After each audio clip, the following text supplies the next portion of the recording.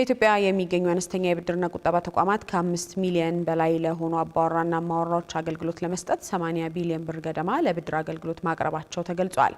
ይህ የተነገረው የኢትዮጵያ አነስተኛ የብድርና ቁጠባ ተቋማት ማህበር ከአውሮፓ ህብረትና ከዓለም አቀፉ የግብርና ፈንድ ጋር በመተባበር ከፊታችን መጋቢት 15 እስከ 17 2018 ዓ.ም ያዘጋጀውን ዓለም አቀፍ የአነስተኛ ብድርና ቁጠባ ተቋማት ጉባኤን አስመልክቶ በሰጠው ጋዜጣዊ መግለጫ ላይ ነው።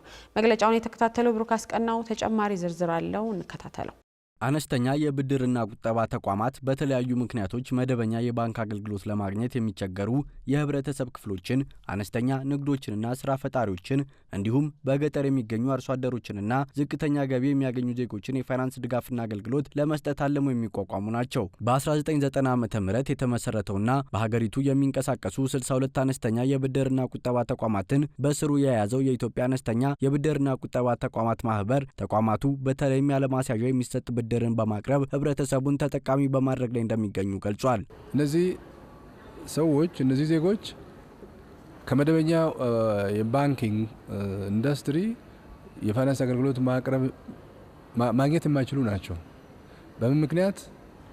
ለብድር ዋስትና የሚውል ንብረት ስለሌላቸው። ማይክሮፋይናንስ ተቋም ወይም ማይክሮፋይናንስ ተቋማት ከዚህ በፊት ከአነስተኛ የህብረተሰብ ክፍል ጋር መስራት አይቻልም፣ የባንክ ስራ መስራት አይቻልም ተብሎ የተገፉትን የህብረተሰብ ክፍሎች መድረስ የቻለ የንብረት ዋስትና ካላሳዙ ብድር አገልግሎት መስጠት አይቻልም የሚለውን አመለካከት የሰበረ በማህበራዊ ዋስትና ባህሪ ብቻ በማጥናት ባህሪያቸውን ብቻ በማጥናት በቡድን ማመደራጀት የተለያዩ ዋስትና አማራጮችን በማዘጋጀት አነስተኛ የህብረተሰብ ክፍል በከተማም ይሁን በገጠር የብድር አገልግሎት ተጠቃሚ እንዲሆን ማድረግ የቻለ ሴክተር። እነዚህ ተቋማት በመላ ሀገሪቱ ከ136 ቢሊዮን ብር በላይ እንደሚያንቀሳቅሱ የተገለጸ ሲሆን ከ5 ሚሊዮን በላይ ለሆኑ አባወራና ማወራዎች አገልግሎት በመስጠት 80 ቢሊዮን ብር ገደማ ለብድር ማቅረባቸውም ነው የተገለጸው። ለ5 ሚሊዮን ቤተሰብ እንግዲህ በእያንዳንዱ ቤተሰብ በገጠር እስከ 4 እስከ 5 ቤተሰብ ቁጥር ቢኖር እንግዲህ ወደ 20 ሚሊዮን አካባቢ ማለት ነው። በከተማ ኦን አቨሬጅ 2-3 ቢኖር ብለህ ብትወስድ ብዙ ሰው የፋይናንስ አገልግሎት አግኝተዋል። እንግዲህ በዚህ ሂደት ውስጥ ወደ ኒርሊ ወደ 70-80 ቢሊዮን ብር የሚሆን ለብድር ቀርቧል።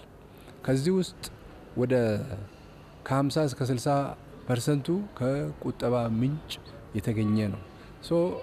ይሄ ማለት ምን ማለት ነው? የማይክሮ ፋይናንስ ተቋማት የህብረተሰቡን የቁጠባ ባህል ከማሳደግ አንጻርም ጉልህ ሚና ተጫውተዋል ማለት ይቻላል። ይሁን እንጂ ተቋማቱ የተለያዩ ተግዳሮቶችና ፈተናዎች እንደሚገጥሟቸው የገለጹት ዋና ስራ አስፈጻሚው በተለይም የብድር አቅርቦትና ፍላጎት አለመጣጣም እንዲሁም የልምድ ማነስ የዘርፉ ዋነኛ ተግዳሮቶች ናቸው ተብሏል። አንዱና ዋናው አቅም ነው። አቅም ሲባል በተለያየ ደረጃ የሚገለጽ የካፒታል ለብድር የሚውል ካፒታል። እንግዲህ ይሄ ማይክሮፋይናንስ ተቋማት ከአነስተኛ የህብረተሰብ ክፍል ጋር የሚሰሩ እንደመሆናቸው ከዛ የሚገኘው ቁጠባ አነስተኛ ነው። በዚህ ምክንያት ያለውን የፋይናንስ አገልግሎት ፍላጎት በማርካት ሂደት ውስጥ ከፍተኛ ችግር አለ። ሌላው በየጊዜው አዳዲስ ማይክሮፋይናንስ ተቋማት ኢንዱስትሪውን ጆይን ያደርጋሉ። አዳዲስ ሰዎች ኢንዱስትሪውን ጆይን እንደማድረጋቸው የአቅም ክፍተት፣ የልምድ ማጣት ችግር አለ። እነዚህንና ሌሎች የዘርፉን ችግሮች ለመቅረፍም ማህበሩ ከሚመለከታቸው አካላት ጋር በመወያየት እንዲሁም የሌሎች ሀገራትን ተሞክሮ በማምጣትና ጥናትና ምርምሮችን በማካሄድ ጥረት እያደረገ እንደሚገኝ ገልጿል። እንዲሁም ማህበሩ ከአውሮፓ ህብረትና ከዓለም አቀፉ የግብርና ፈንድ ጋር በመተባበር ከፊታችን መጋቢት 15 እስከ 17 ቀን 2018 ዓ.ም በፈጠራ በአካታችነትና ተጽዕኖችን የሚቋቋሙ የፋይናንስ አገልግሎቶች እድሎችን መክፈት በሚል መሪ ሀሳብ ዓለም አቀፍ የአነስተኛ ብድርና ተቋማት ጉባኤ ማዘጋጀቱንም አስታውቋል።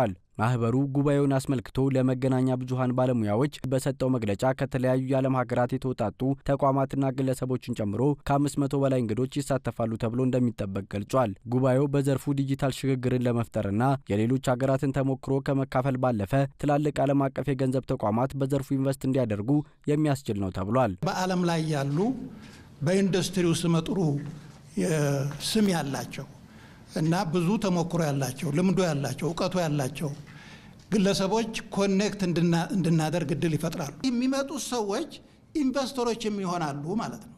ሶሻል ኢንቨስትመንት ውስጥ የሚሳተፉ ለምሳሌ ባይላተራል እና መልቲላተራል ኦርጋናይዜሽንስ እንደ ወርልድ ባንክ እና የመሳሰሉት ቅድም እንደ ኢፋድ ሩፊ ዋቴቨር የተባሉ ተብሎ የተጠቀሱ እነዚህ ደግሞ ምንድነው ያላቸው ፍላጎት ህብረተሰቡን ለመድረስ ይፈልጋሉ።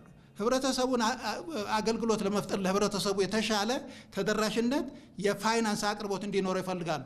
ስለዚህ ፋይናንሳቸውን ኢንጀክት ያደርጋሉ ስሩ ማይክሮ ፋይናንስ ኢንዱስትሪ ማለት ነው። ይሄ ጠቃሚ ነው ማለት ነው።